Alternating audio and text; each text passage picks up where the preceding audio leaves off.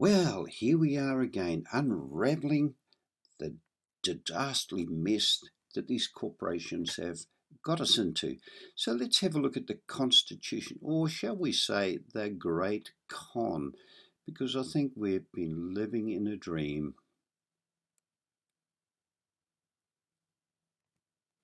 Now, there has been a lot of conjecture about the Constitution worldwide, both in America and Australia and here in New Zealand. Now, what we're going to show you here is letters patent constituting the Office of Governor-General of New Zealand. So we're going to scroll down here to Elizabeth II, by the grace of God, Queen of New Zealand and her other realms and territories, head of the state, Commonwealth, defender of the faith.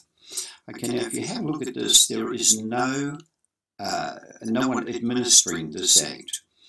Okay, so what they did with this act, or the letters patent, they recite the letters patent of 1917, recite letters patent of 1918, 1917, recites Dormant Commission of 1917, recites approval by Executive Council of draft of new letters patent. So, and whereas by order in Council bearing date at Wellington, the 26th day of September 1983, our Governor-General and Commander-in-Chief of New Zealand, acting by and with the advice and consent of the Executive Council of New Zealand, has requested the issue of new letters patent, revoking and determining the said letters patent bearing date 11th of May 1917, the said letters patent bearing the date 18th. So they run through all the letters patent that they're now going to throw out the door and bring in a new letters patent. Now here is the gist of it down here. Office of Governor-General and Commander-in-Chief. So now we know who the Commander-in-Chief is going to be. We do hereby constitute, order, and declare that there shall be in and over our realm of New Zealand, which comprises New Zealand, Cook Islands, Niue, Tokelau, and the Ross Dependency, a Governor-General and Commander-in-Chief who shall be our representative in our realm of New Zealand and shall have and may exercise the powers and authorities conferred on him by these our letters patent. Now this is where they threw the Queen out, right at this stage here, and appointed a Governor-General who is the Commander-in-Chief by letters patent. There is no Queen involved in this whatsoever. So this is where the Governor-General became the Commander-in-Chief. So let's have a look at what happened next in 1986.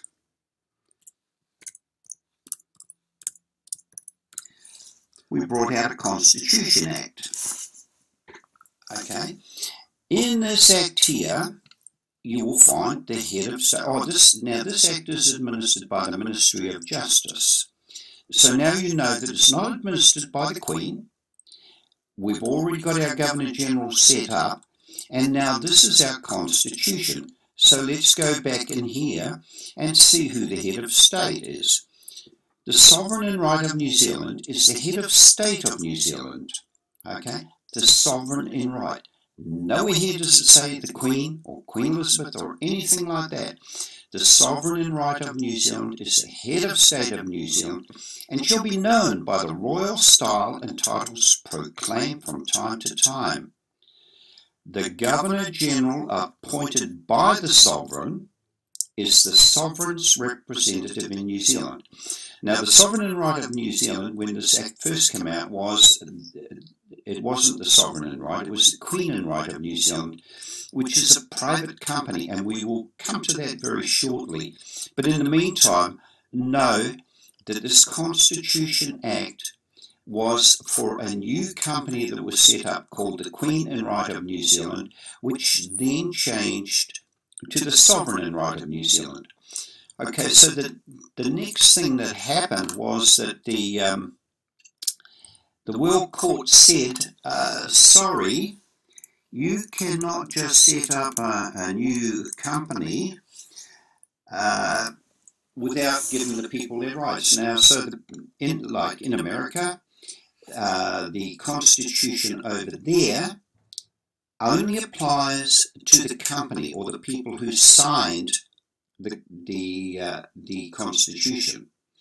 Okay, here it's the same thing. It's a private company, and all private companies, which we'll come to shortly, must have a constitution. So the World Court said, sorry, you can't do that. You must have 75% of the population agree to it. Otherwise, you must give them their rights. Like under the American Constitution, they have the amendments to the Constitution. So their right to free speech and to guns and everything comes in the amendments, not in the Constitution. The Constitution is for the private company. Now, the Imperial Laws Application Act is where our rights are contained. Don't believe anyone else that says that our rights are in the Bill of Rights or this right or that right. This is where our rights are. This is what the World Court said they must do. But they did give themselves an out. Application of imperial enactments and imperial subordinate legislation as part of the laws of New Zealand. Okay, so the imperial enactments listed in Schedule 1 and the imperial subordinate legislation listed in Schedule 2 are hereby declared to be part of the laws of New Zealand. Okay, so our laws are contained in Schedule 1, and we'll just go down to Section 6 here. And so every act that has come out since 1987, has been subordinate legislation. And this is where they give themselves the right to it. Where the commencement of this act, any imperial laws that is part of the laws of New Zealand confers power on the sovereign to make subordinate legislation. Any subordinate legislation is made after the commencement of this pursuant to that power and that purports to have effect as part of the laws of New Zealand. Okay, so it doesn't really, the subordinate legislation does not affect our rights. So all the mandates, all the acts are all inferior to what I'm going to show you next, is where our rights are. Now this is where our rights are here. 1275 Statutes of Westminster the First. So much of that act is stated in the words, "The King willeth and commandeth that common right be done to all, as well poor as rich, without respect of persons." Now you will find that same quote in the Bible, and that is a law that has stood since 1275, and that is where the Magna Carta and all the other rights are enshrined, is within these imperial enactments here. Okay, so this is where our rights are, and the Constitution is nothing to do with us. It is for the private company called the Queen and Right of New Zealand. This is where our acts are, and this is what you must direct all your officials to. Okay, so let's look a little bit further into the legislation, and we'll see that in the Companies Act 1993, Section 2, Constitution means a document referred to in Section 29. So, form of constitution. The constitution of a company, if it has one, is. Okay, so this is where, in the case of a company registered under Part 2, this company called the Queen and Right of New Zealand, which later became the Sovereign and Right of New Zealand, is registered on the Securities Exchange Commission in America. So the Constitution has got nothing to do with us plebs or people, because they use a language which they know the meaning of and keep us in the dark and fool us into believing that we have a government that we are free to elect every few years.